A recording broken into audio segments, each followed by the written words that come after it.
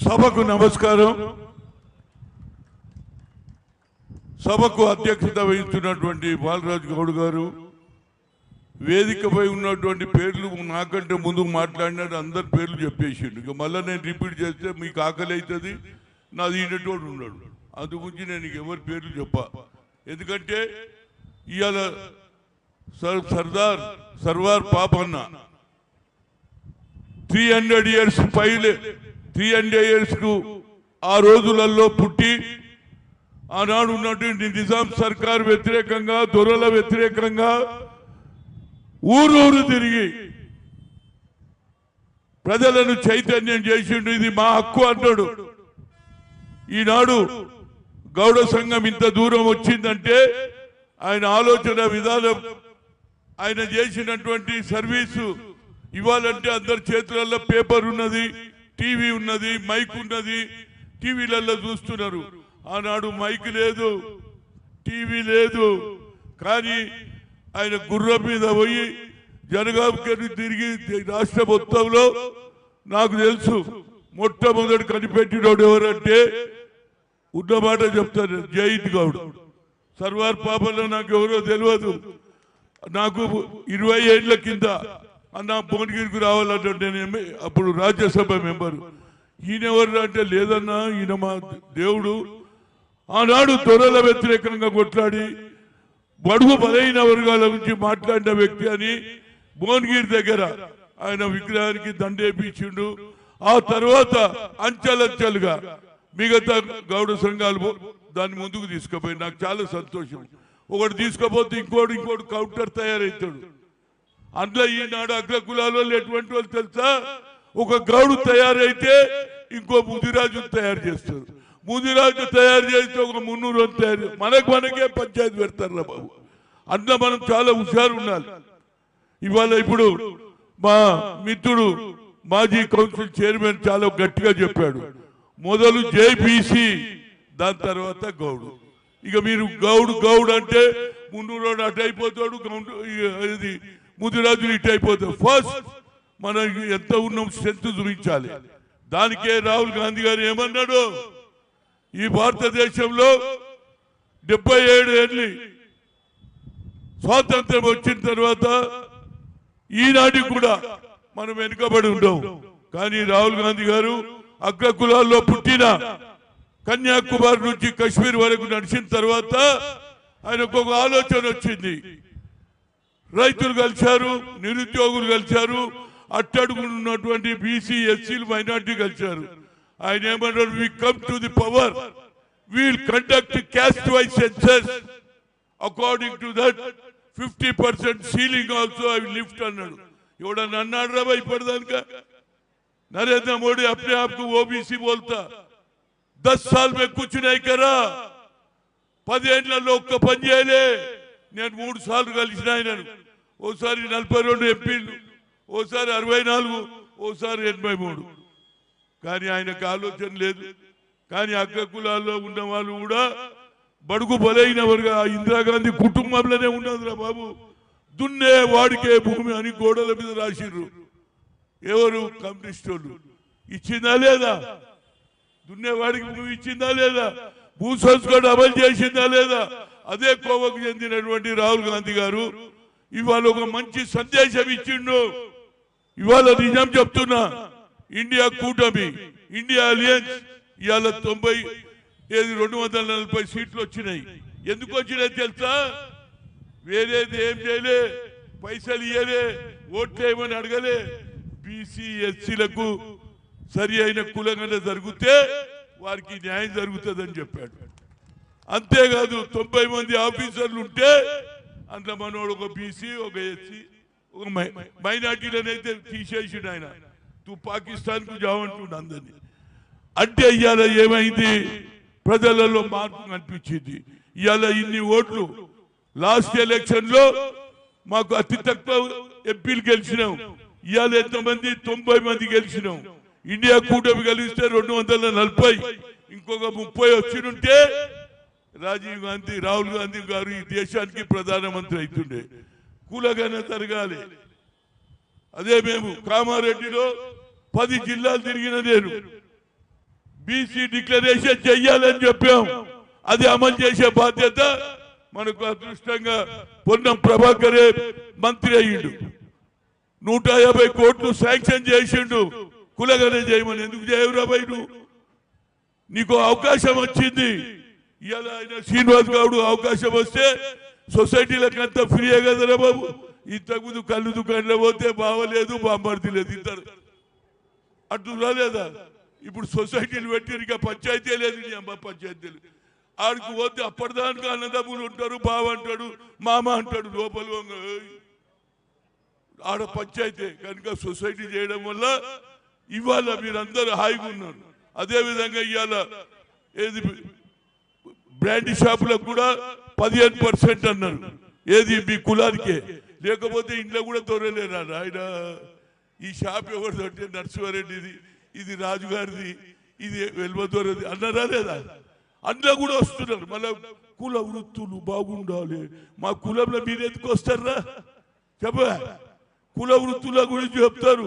ఏడ ఇన్కమ్ ఉంటే అందరూ అగ్ర కులాలు వచ్చేస్తారు. వాళ్ళకి తెలుసు ఇట్లా ఇన్కమ్ ఉన్నదని. నేను నా ఉద్దేశంలో ఇవాళ సరి అయిన సమయం.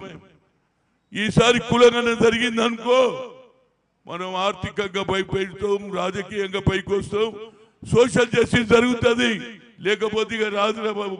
ఇప్పటిదానికి ఒక నాయకుడు లేకుండే మా జాజుల సీను ఎక్కడ పడితే తిరుగుతాడు. అదేవిధంగా యారు కృష్ణయ్య తిరుగుతాడు. నేనేమంటున్నా, కులం తర్వాత ఫస్ట్ జై బీసీ, జై బీసీ, జై బీసీ, ఆ తర్వాత కులాలు. అప్పుడు ఏమైతుంది? మనం రాజ్యాధికారం రావాలంటే మన సంఖ్య ఉన్నదిరా బాబు. 54 నుంచి 60% ఉన్నాం. ఏది తమిళనాడులో 69% రిజర్వేషన్ ఇస్తున్నా లేదా? మా దగ్గర ఎందుకు ఇయ్యారా బాబు?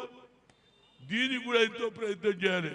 సర్వార్ పాపన్న విగ్రహానికి ఎన్నేళ్ల నుంచి కొట్లాడుతున్నాం. ఇప్పుడేదో జగ ఇచ్చిరట ప్రేమ. అరే ఓట్లు మా ఆయన ఇవ్వకపోతే ఊకుంటారు. ఇవాళ రేపు అందరికి తెలివి వచ్చింది. ఇంతకుముందు ఈ ఊర్లో మాట్లాడింది సెల్ ఫోన్ సూర్యాపేట రాకపోతుండే. ఇవాళ ప్రతి ఒక్కరి చేతిలో సెల్ ఉన్నది. ఆడపడుచులు కూడా, సఫాయి కర్మచారులు కూడా ఒక చేతిలో జాడు కట్ట, ఫోన్. మొగడు ఫోన్ చేసిండు, ఏడున్న వెంటే ఆడ టేబుల్ మీద అన్నం పెట్టిన తిను, ఇంకా 3 గల్లీలు ఊపాలంటుండ్రా లేదా? ఇది చైతన్యం. అదే విధంగా రాజీవ్ గాంధీ చెప్పకుండానే కొన్ని లక్షల మందికి ఈనాడు ఉద్యోగాలు ఇచ్చాడు. టెలికామ్ ని ఇంప్రూవ్ చేశాడు. సాఫ్ట్వేర్, హార్డ్వేర్ వచ్చింది. ఇవాళ దుబాయ్లో కానీ, అమెరికాలో కానీ, లండన్లో కానీ మన కొడుకులు కానీ, మన బిడ్డలు ఆడ పనిచేస్తూ తండ్రికి తల్లికి 50,000 పంపిస్తున్నా లేదా? ఇది చైతన్యం. అదే విధంగా ఇవాళ చైతన్యం వచ్చింది బాబు. మనలో పంచాయతీ వద్దు. నాకు ఒకసారి అవకాశం వచ్చిండే.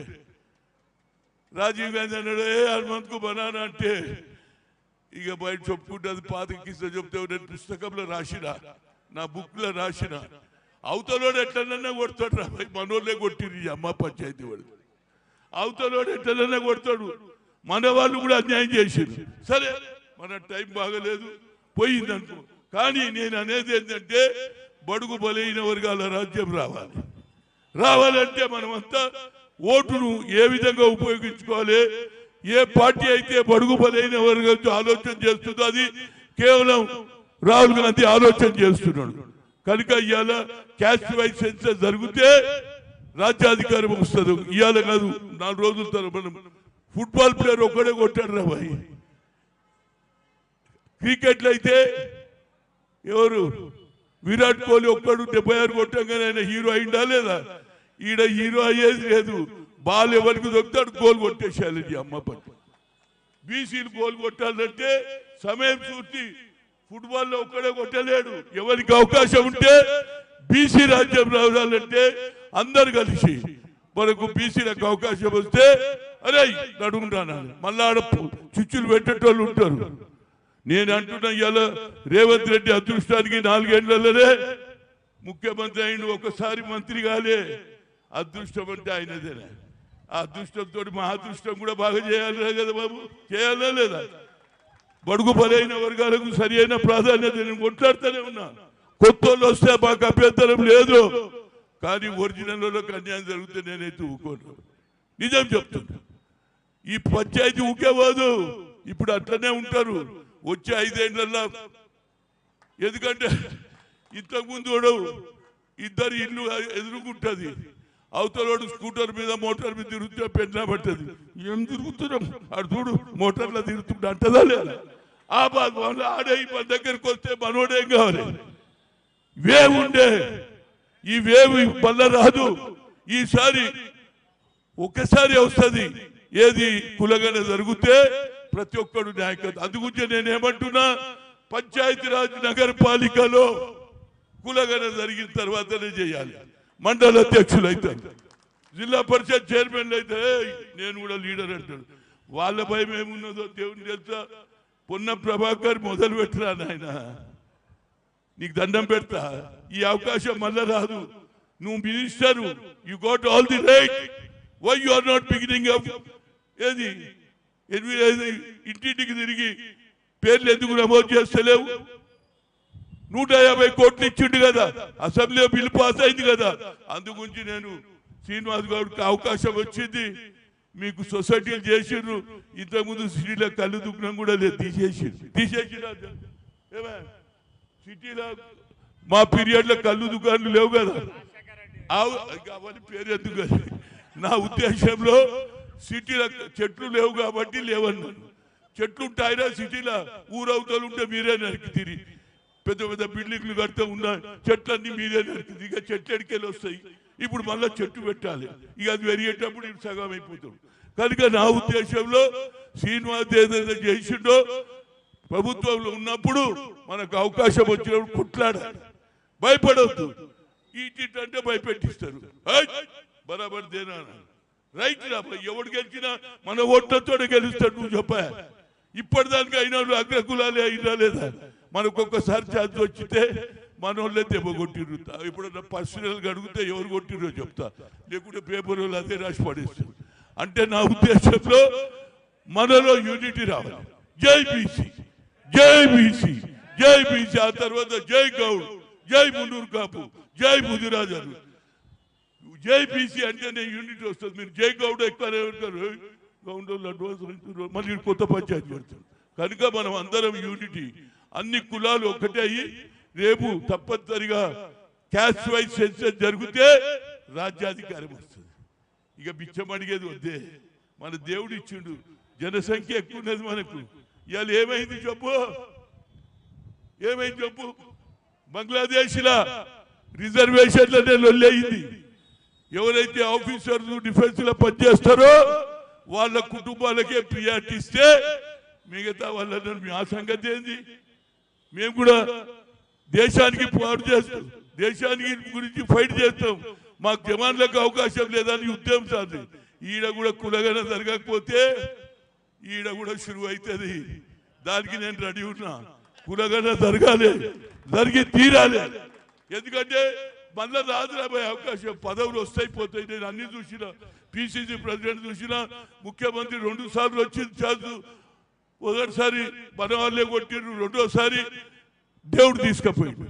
విశాఖపట్నం నుంచి శ్రీపెరంబూర్ పోయింది. ఇది no more. Hanumanth after parliament elections will over I will make you CM అన్నాడు.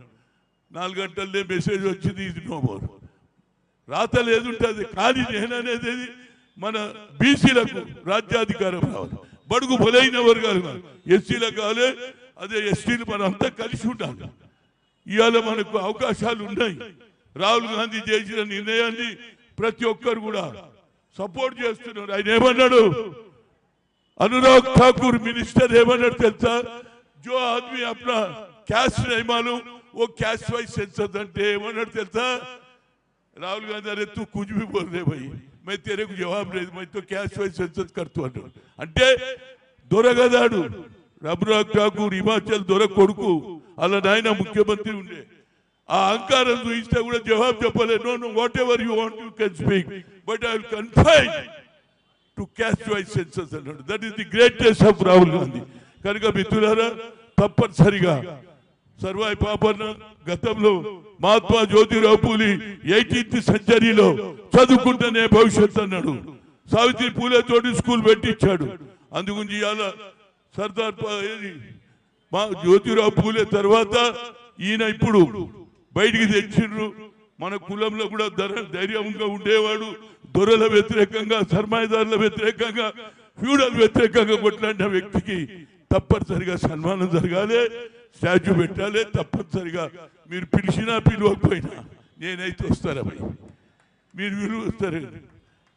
సర్వార్ పాపన్న ధైర్యాన్ని మెచ్చుకొని ఆయన చేసిన ఘనతను చెప్పడానికి 2 మాటలు నాకు కూడా చౌక. లీడర్లకి ఏం కావాలిరా భయ్? మైక్ కావాలి. మైక్ దొరకంగానే కొడతా కదా, అంతేనా కదా? కనుక సర్వార్ పాపన్న నిజంగా కూడా ఆ రోజులలో అప్పుడంటే దొరల రాజ్యం, ఇప్పటి కూడా దొర నువ్వు అంతే తంతివి, నువ్వు తిరిగితే తిత్తివి అంటారు. ఇప్పుడు అంటున్నారా ఎవడన్నా? ఎవడు దొర భయ్ అంటున్నా లేదా? ఇది చైతన్యం. అదే ఇందిరాగాంధీ ఇచ్చిన చైతన్యం. భూసౌస్ కూడా అమలు చేసింది, దున్నేవాడికి భూమి ఇచ్చింది. అదే ఆలోచనలో ఇవాళ Rahul Gandhi caste wise census చేస్తాడు. దానికి తప్పనిసరిగా రేవంత్ రెడ్డి ఇంప్లిమెంట్ చేయాలి, పొన్నం ప్రభాకర్ మొదలు పెట్టాలి.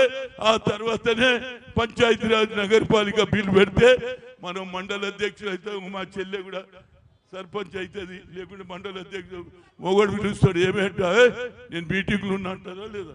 ఆడోళ్ళది కూడా చాలా అరే వచ్చిండ్రా ఇప్పటిదాకా నీ గురించే చెప్పిండ్రు. ఇగో వీడే చూడు, అసలు ఆనాడు మొదలు పెడితే నాకు కూడా తెలియదు. అన్నా నీకు తెలియదు అన్నాడు భువనగిరికి పిలిచి ఫస్ట్. ఆ తర్వాత ఎవరు మన వాళ్ళు జాజుల శ్రీను కానీ, అదేవిధంగా బాలరాజ్ గౌడ్ కానీ, శ్రీనివాస్ గౌడ్ కానీ, అందరు కూడా మహేష్ కుమార్ గౌడ్ కానీ, అదేవిధంగా పొన్నం ప్రభాకర్ దీన్ని టేకప్ చేసిండ్రు. You go head. మన కులంలో మనం కూడా కేవలం పైకి తేవాలి. కానీ మీరు పిల్లలు ఇచ్చేది వండి పలిచినోళ్ళకే ఇస్తారు. నాకు తెలుసు అది కూడా తప్పే. పేదల్ని చూసి చేయాలి. వాడు ఎన్ని పెట్టిండు, వీడు ఎన్ని పెట్టిండు. అరే పేదోడు మంచోడు గరీబోడు ఉంటే ఆడిస్తే మామ మాట తింటాడు, అత్త మాట తింటాడు. మీరు ఎంతసేపటికి ఉన్నోడు ఇవాళ డెకరేషన్ ఎక్కువైపోయింది, తిండి తక్కువ డెకరేషన్ ఎక్కువ.